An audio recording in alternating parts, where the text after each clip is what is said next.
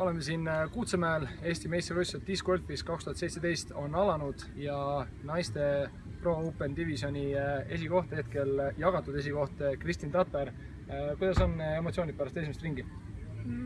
Ma jäin täitsa rahule, et proovisin lihtsalt niisugust oma stabiilset mängu teha, et mingeid suuremaid apsakaid sisse ei tuleks. Tuli, aga samas tuli ka ilusad viskid, et ma arvan, et ma olen rahul. Ilm soosis täna Kuutsemäel mängimist, hästi füüsiliselt raske rada, olid valmistunud selleks põhjalikult? Ma arvan, et mitte nagu väga põhjalikult, aga selles suhtes, kuna see hooaeg on päris palju võisteldud ja suurte võistluste sellist kogemust saadud, et ma tundsin, et ma olen valmis, et ma mingit spetsiaalselt nüüd trenni ei teinud.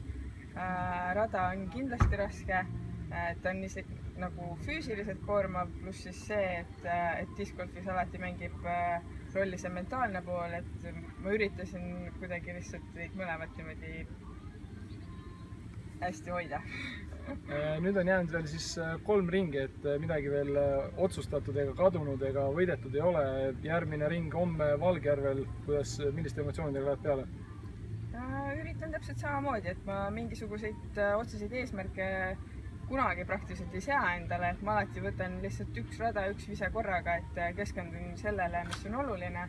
Ja kuna just oli Valgjärve Open all, et siis mul on niisugused värsked mälestused, et juba tean, mida visata ja ma arvan, et ma olen valmis. Okei, edu sulle järgmisteks ringideks! Suur tänu!